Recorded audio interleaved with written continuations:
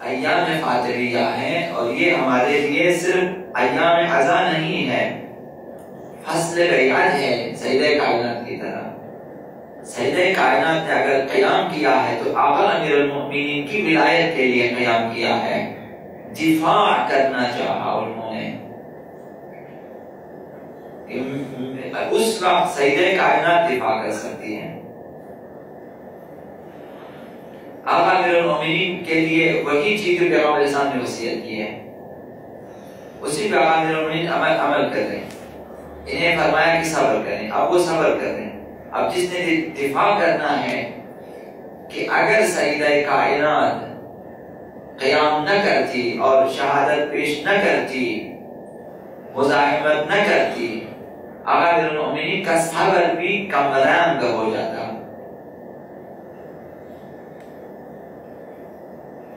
سیدہ کائنات نے اپنی ساری قربانی دی، تو فصل بیعت علوی ہیں یہ ایام، جس سے سیدہ کائنات نے آقا امیر المؤمنین کی بیعت کی،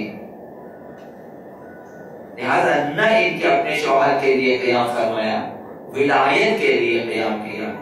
آقا امیر المؤمنین خود امام ہیں سیدہ کائنات کے لیے، امام معصوم ہیں، چونکہ امام ہیں انہوں نے قیام کیا، یعنی جی اس دور میں آپ کہیں یعنی اپنے زمانے کے امام کے لیے قیام کیا، اپنے زمانے کے امام کے دفاع کے لیے قیام کیا۔ ہے ہم میں کوئی کہ جو آقا امیر المؤمنین کی ولایت اور اہل بیت کی ولایت کے سلسلے میں ان سے بیعت کریں گے، ہم بھی دفاع کریں گے۔ اب یہ وہ منزل ہے جہاں پہ ہمیں عمل کرنا ہوتا ہے، دفاع کرنا ہوتا ہے۔ اس طرح کی بیعت ہونی چاہیے جس طرح کی بیعت حضرت آقا ابوالفضل عباس آقا امام حسین کے ساتھ کی۔ آقا ابوالفضل عباس کیا ہیں؟ ایک سرباز امام زمانہ ہے، پاسدار دین اسلام ہے۔ انہوں نے آقا امام حسین کو سمجھا، ان کی امامت کو سمجھ لیا، ان کی ولایت کو سمجھ لیا، انہیں اپنے زمانے کا امام مان لیا اور ان کی حمایت کے لیے قیام کیا، اور اس دن عرض کیا کہ آقا ابوالفضل عباس کو جیسا حکم دیا ویسا ہی عمل کیا۔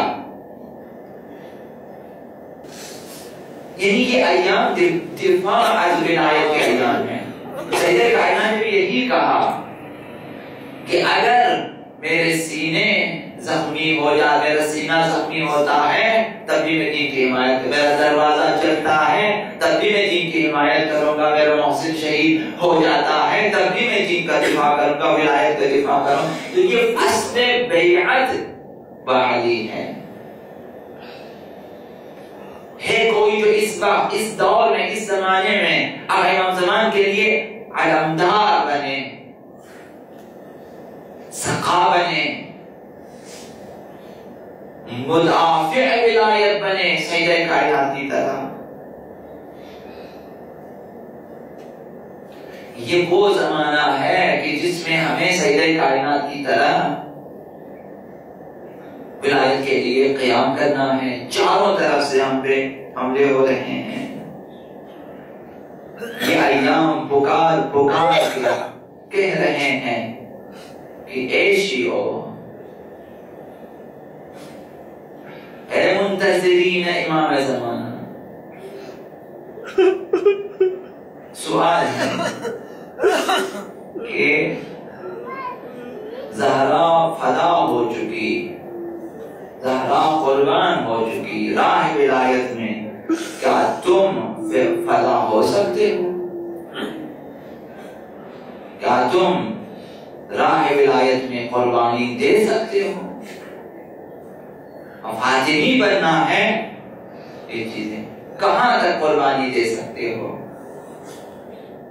اگر گمان ہے، ہمارا خیال ہے ہمارا کہ فاطمیہ صرف ہمارے دلوں میں ایک غم ہے، بس صرف غم، ہم غلطی پر ہیں، ہم اشتباہ سوچتے ہیں، ہم غلط سوچتے ہیں۔ فاطمیہ ہمارے لیے صرف غم نہیں ہے، فاطمیہ تصویر کا ایک دوسرا رخ رکھتا ہے. فاطمیہ معبر ہے تاکہ ہم عاشورہ تک پہنچیں. فاطمی بنے، فاطمی بن کے اٹھیں، قیام کریں، فاطمی جیئیں تاکہ ہم عاشورائی بن سکیں، ہم پھر حسین تک. یہ معبر عاشورہ ہے، گزرگاہ ہے عاشورہ ہے.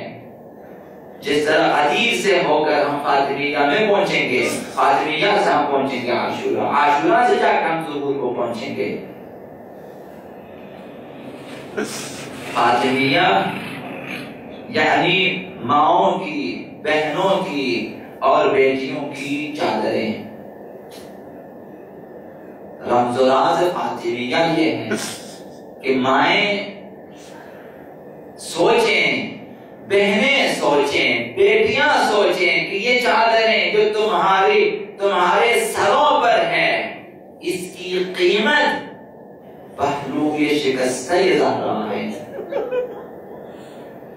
اسی قیمت سیدہ کائنات نے دی ہے کہ آج تمہارے سروں پہ چادریں ہیں.